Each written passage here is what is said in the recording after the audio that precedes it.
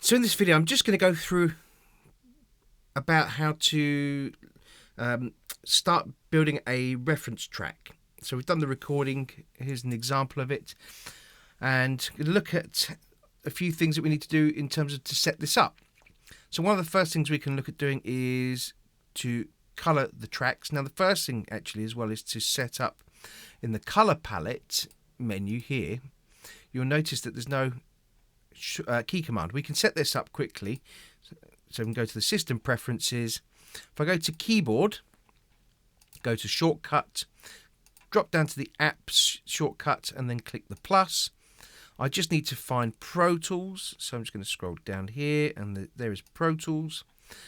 Color palette is one, it has to be spelled exactly as it is written, so one L and two T's. Also, there's no U in it as well. It has to be spelled as in the American spelling. And then any key command you want to make yourself, I would suggest using the Control, Alt, and Command, and then apply the C. And that means then that will be your key command then for the color palette. Now if I click OK and add that, and now I can get rid of this. I can just drop this down in case I want to create anything else later. So now if I do that key command, you'll see the color palette now appears, and it also shows me in here.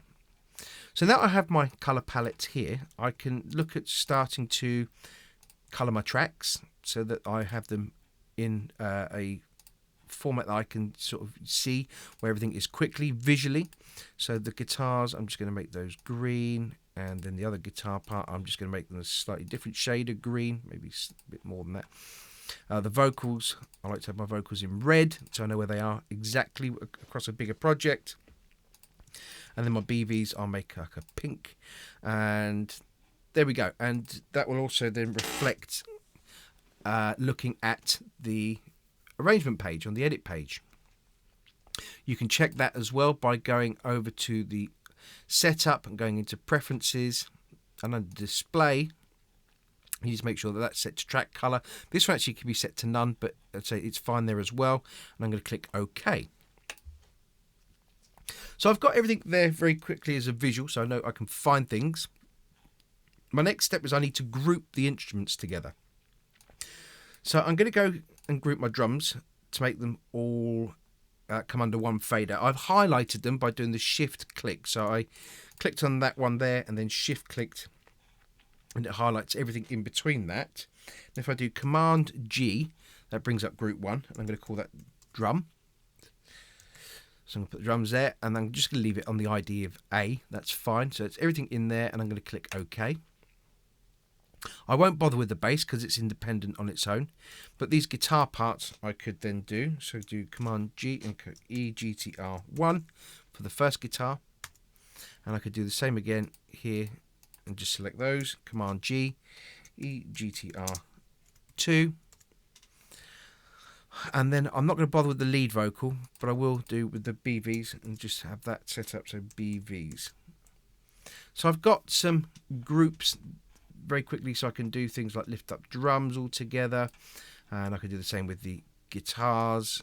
Okay, so they're all sort of linked, and that's when these are highlighted, and then I can just deselect them and we're all good. The next thing I need to look at creating is going to be some auxiliaries for routing. So I'm just going to go to the end here and go to this last track, and I'm going to do Command Shift N. That will bring up the dialog box for creating new tracks, and I'm going to create 10 auxes. So try that again. Go 10 auxes. So they're going to be stereo. So I'm going to hit Command and go to the right, and then Command down to select aux input. I'm going to hit Create, and that will populate them there along to the right. So I'm going to name these. I'm also going to color them so that I can spot them very quickly. So again, there's my color palette, and I'm going to give them a sort of dark purple color. So I'm going to start off with, so with this one, I'm going to call it Room. And then the next one, if I do Command and tab to the Command and then Right, I can then call the next one Plate, Command Right, Hall, and then Spring, Command Right. I can do delay 1, delay 2. I can then think about having some for my vocals as well. So vox verb 1, vox verb 2, and then maybe a vox delay as well. So I've just got that.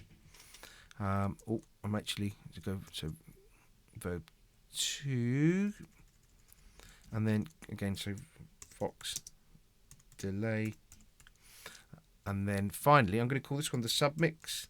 We've been talking a bit about the submix as well of late, so we're going to eventually route everything to this final channel here, which is the one I'm going to start with. And I'm going to go to the input. I'm going to create, it needs to be a bus.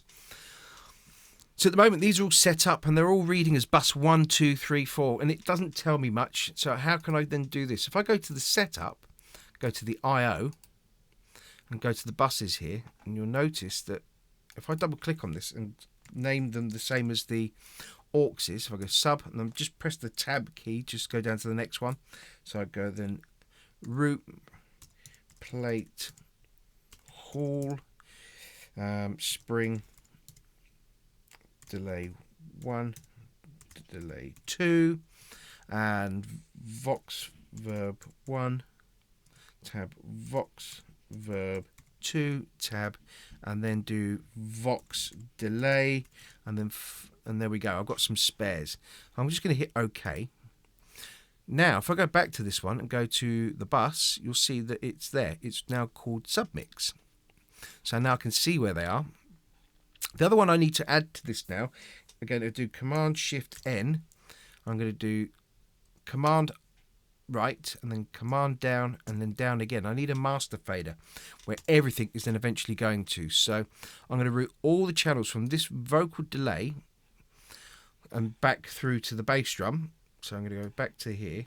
I'm going to do Shift and then I'm going to do a Shift and then click on this. So you can see that. And then in order for me to do this successfully, I need to do Alt Shift. I can start wherever. And I'm going to go to the bus and I'm going to go to submix. You'll see that it's routed all these channels straight through. You must make sure that in order to do this correctly, and I'll demonstrate what will happen if you're not careful. If I do go back to the main out, if I want to do this just with the go from the vocal maybe, and I was going to do the effects through a different routing, if I select those, if I do Command Shift and then do the same thing, go to that, so it's a submix. So all of my tracks here currently are set where they should be, and then all the effects are going straight to the main out. So then I jump to this one, and if I hold let's have a look, and let's do this one. Let's say that I want that to go through to bus 21, 22. So I'm going to hold the Alt key because I'm going to do this. I'm going to Shift and then click those, hold the Alt key, and now do bus. And I'm going to go 21, 22. You'll see that all of a sudden it's changed everything. That's because I held the Alt key, not the Alt Shift. The Alt Shift kind of makes sure it keeps it in a contained thing. So now I've just completely ruined all of my routing. I'd have to start that again, especially when you've got a massive amount of tracks and routing going on. It can really put you back. So really be careful of that if you're going to do anything that you've got highlighted with the here, it has to be Alt Shift. So I'm going to do this again. So I'm going to make sure that everything is going to my submix. So I'm going to just Shift click there and then do Alt Shift and select. Then I'm going to go back here to bus and go submix. And there we go. We've now got everything routed here through to the submix. The submix, I need to now make sure it routes to the main output so I can hear everything as well. So I have my routing set up and that's all sorted out. Now, again, with the Alt Shift as well, I can actually apply, because we're going to do a quick bit of look of phasing and levels, sorting of levels. So before I start, I'm going to do the Alt Shift, go to the first instance in the plugins, and I'm going to go to where it says Other, and I'm going to go to where it says Trim. So I'm going to select the trim.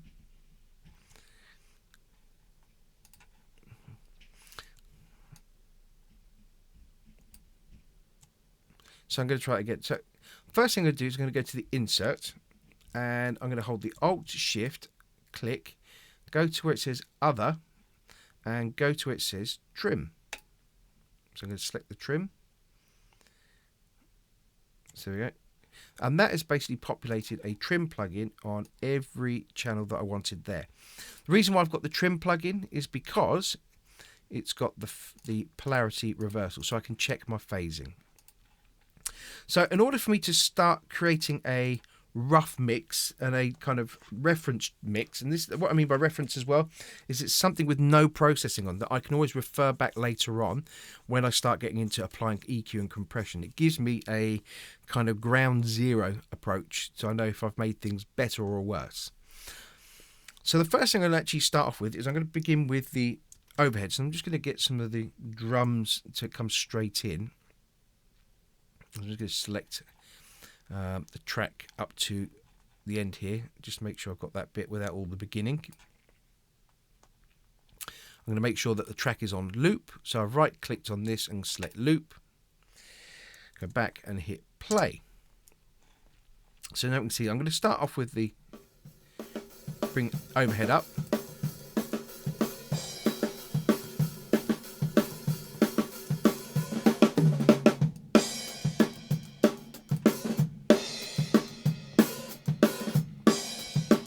Now what I need to make sure is that I'm going to bring up this and I'm going to be checking the polarity and going for whichever sounds fuller. So you'll be able to see me clicking between this. So I'm going to start with the polarity the same way, and then I'm listening to the low end of the drums there, the bass drum and everything, to see which is better.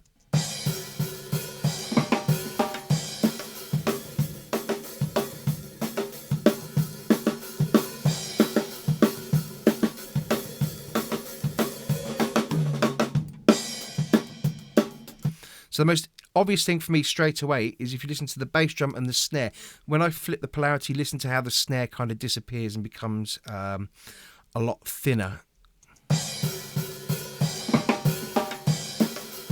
So that's okay.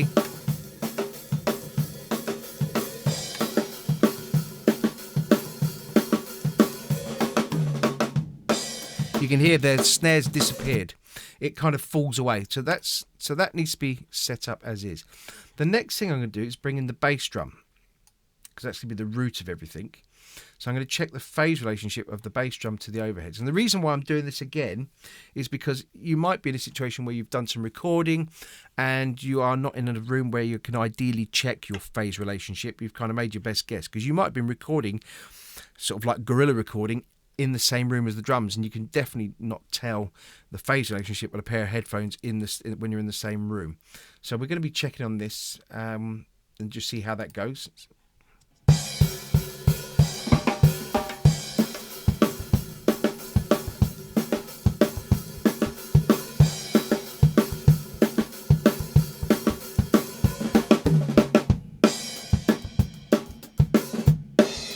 So it sounds a bit more positive to me when this polarity.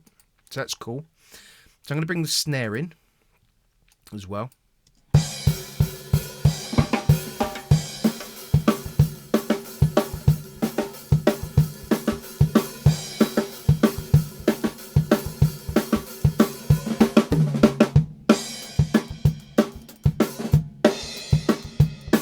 Again, it just feels slightly thinner. When I flip the polarity, it just feels a bit thinner. So the decision that was made on the day was good.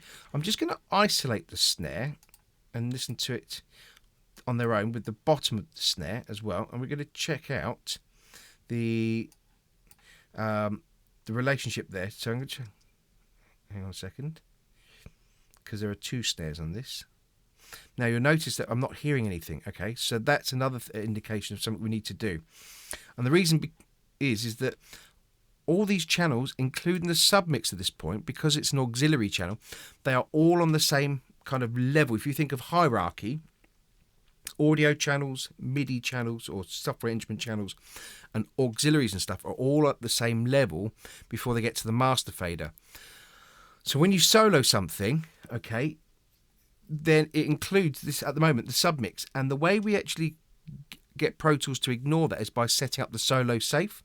So in order to do that, I need to go to here and hold the command and click so that that is now greyed out. That means we're in solo safe, and I can then listen to what's going on here.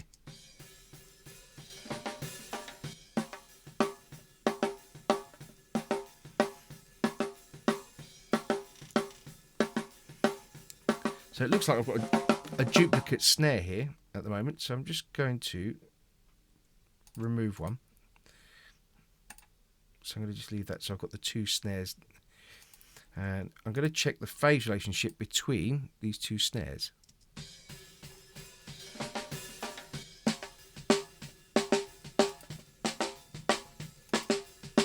So I'm going to actually check it on the bottom one.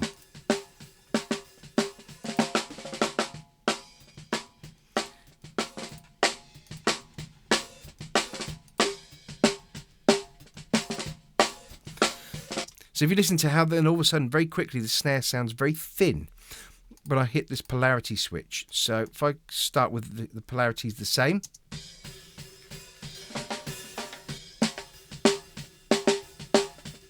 If I flip it,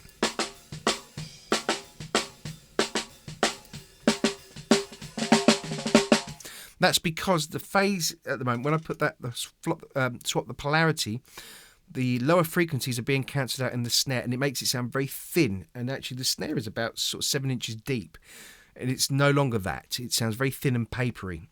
So the decision that was made in the studio on the day of getting the polarities correct on the desk was right as well. So I can then bring this back and now check what was going on.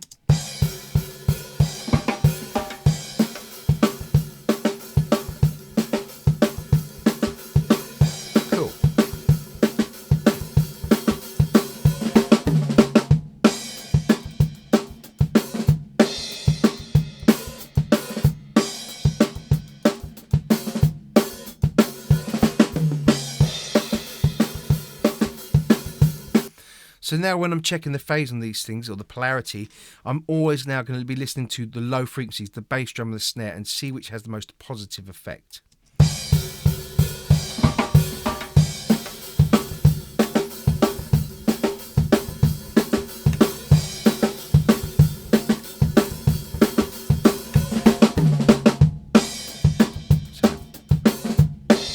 So there we go. I've just been checking it. You can hear the phase change.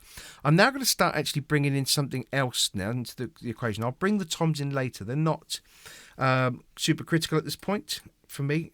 So I'm just going to now bring in the vocal, because I'd like to bring in my vocal early, because that's the main thing I like to hear, and then know where everything is seated, and everything else should then fit in around it. So I'm going to check out what's going on here. No, no, no, no, no, no, no.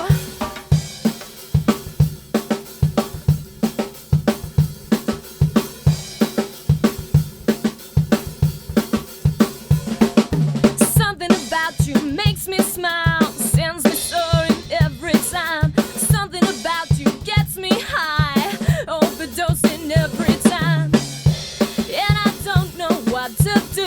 So what I'm just looking for is a good rule of thumb. Kick and snare should be about the same level as the vocal there. So at this point in time, there's nothing actually fighting. The vocal's sat okay, and it's not being overpowered by the snare or the bass drum, nor the rest of the kit from the overheads and stuff. So that's cool. The next thing I'm going to look at is bringing the bass in, and let's check out what's going on there. So I'm just going to put it up to unity and then bring it back in level. No, no, no, no, no, no, no.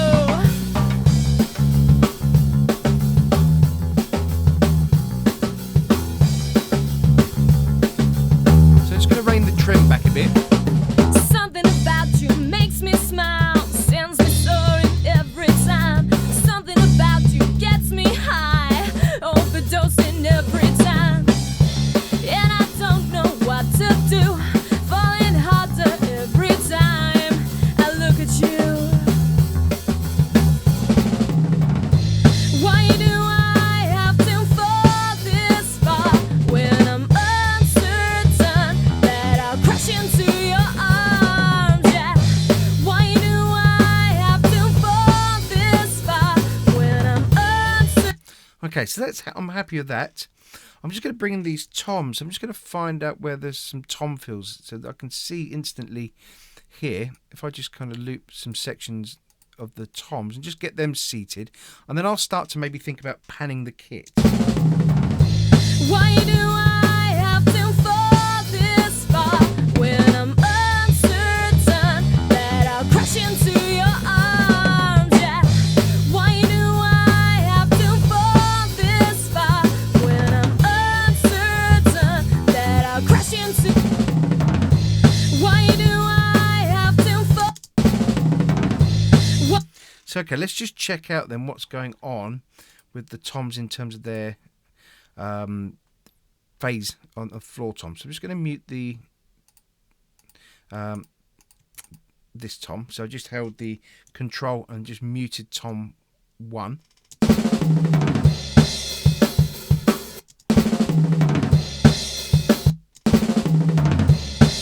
So that one sounds a bit ever so slightly meatier. So I'm going to do that again. Okay, so yeah, there's the low end of it. And I'll sort of address the balance again in a second. So I'm just going to bring that down. And let's bring the other tom in. So just do that.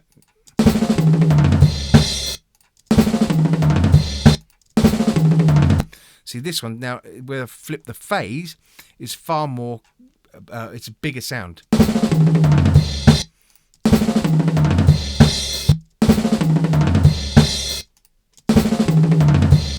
So yeah, I'm going to just go with that, and I'm just going to back them off, that one off a touch. Okay, and we'll check out how we're getting on. So it's going to bring more of the track together.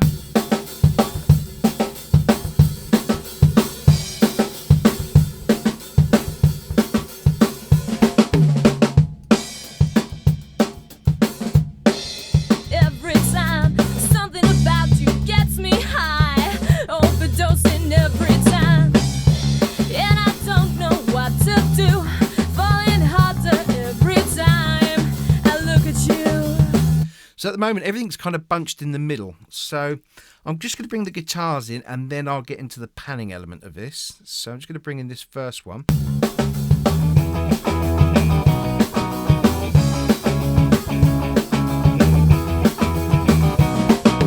Something about you makes me smile, sends me soaring every time. Something about you gets me high,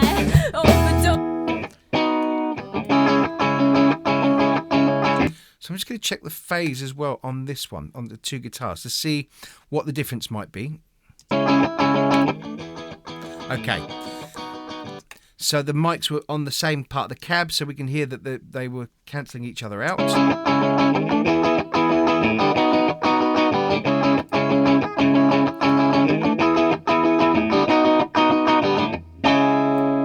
Let's check the phase on this last one.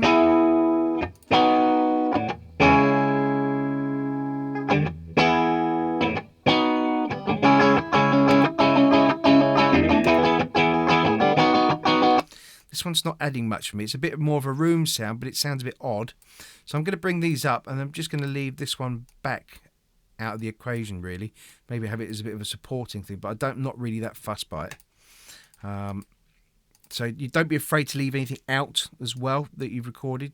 At least you've captured it, and you can always use it or not.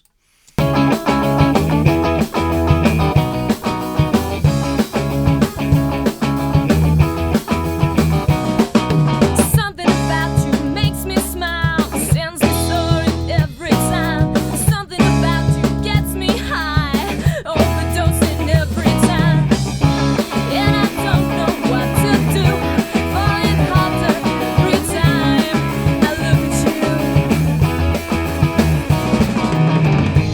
Why do I have to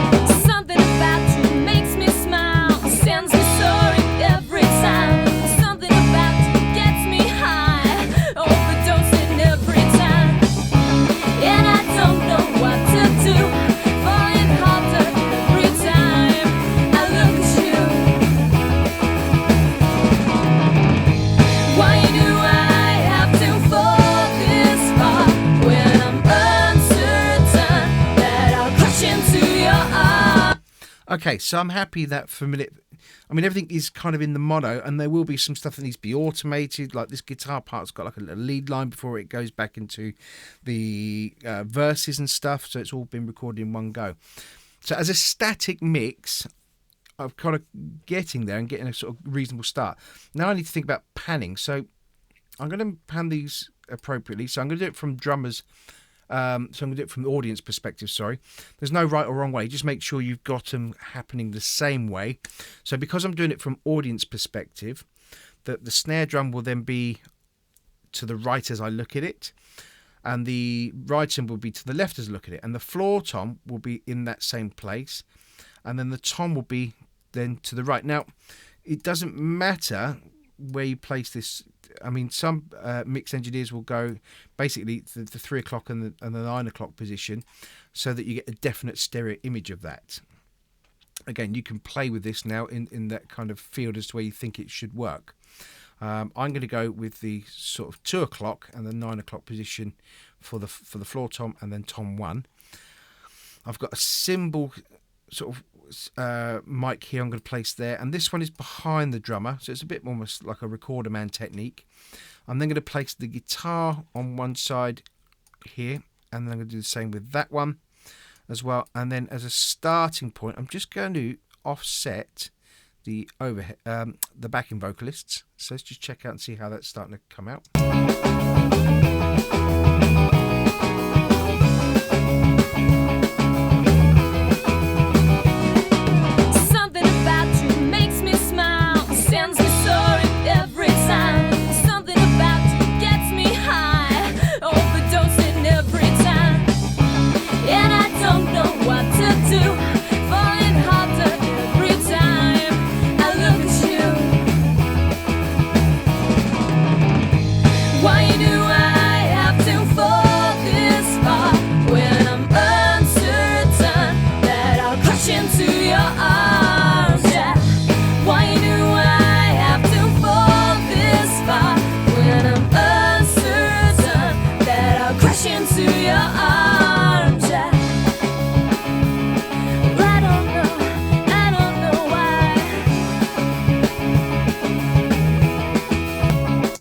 Okay, so at the moment, instantly, I haven't really played with any volumes, but by panning stuff about, instantly it has made room for things as well. So when I've got to a point like this that I'm happy, I'm not going to slave over this because it literally is a reference mix, okay, without any processing. And I'm just going to go to here, and I'm going to take it to the end of the track. I'm just going to lose this end section here, actually. As well, so I'm just going to go B and then to mute that, so I'm just going to do Control M, I think it is. Let's just select those.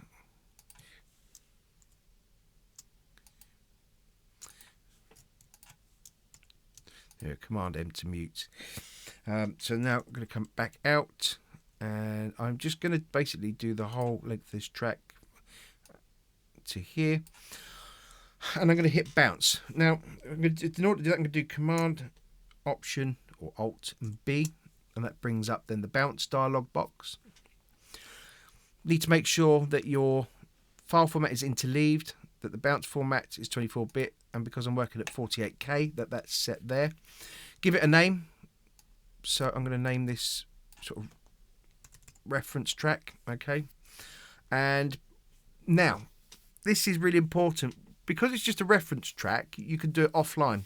And basically what offline means is that it does the bounce sort of by crunching numbers before it puts it out.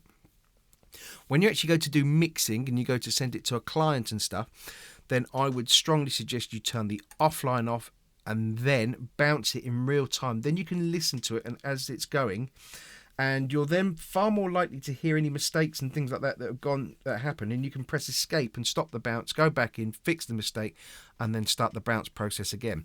The problem is if you do it offline, it will do all the crunching and things like that, and if it makes a mistake, if you're lazy and you just bounce it and then jump off and then send it, you won't necessarily know.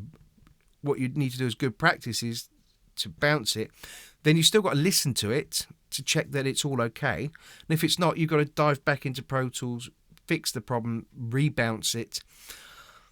Again, then listen to it, which is why I say do it offline. You can hear it in real time. You can hear if there's any mistakes or any problems and stuff. Press escape, come out of the bounce, do what you need to do and fix it. And what you also need to make sure of is that you select the whole length of the track and that you catch any potential tails of reverbs and stuff. So I'm going to hit bounce.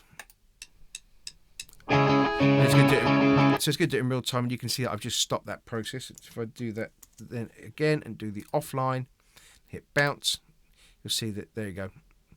It's done it very quickly and without me having to worry about it. Yeah, it's peaked on the output there at the moment. I'm not worried. It's literally that. It's just a reference. It's not going to anybody. Now, what I can then do is I can then look to import it into my project as well, so I can then use this. So if I do go Command Shift and I for import, go here and go to bounce file. There's the reference track. I'm going to add it in because it's within the same project and everything. It's not coming from a different place. Go add, click done. I'm going to go to, I want it to come into a new track at the start, and I'm going to place this at the end. So there we go. There's my crash reference mix. I'm just going to change the color of these two as well. The reason why I'm going to change the color of them is because they are my final channels. So I always have my main output channels the same color.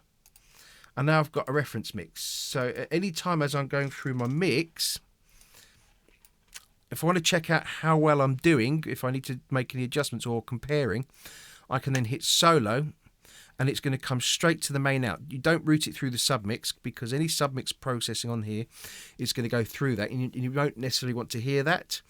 You just want to hear how the reference mix sounds compared to the mix you're doing with the compression and the EQ and stuff. Hopefully you're making things change and sound for the better, so that when you go to this, it will sound really maybe dull and stuff like that, and then this mix that you're creating will sound better. But if you're finding that this one sounds fuller and bigger, then you've got to work out where it's going wrong in your mix over here with the EQs and compression and stuff, and maybe dialing some of the stuff back so that you can then get more to this sound. So it's a really important thing there as a reference mix, especially when it comes to, I say, you need to have that perspective, because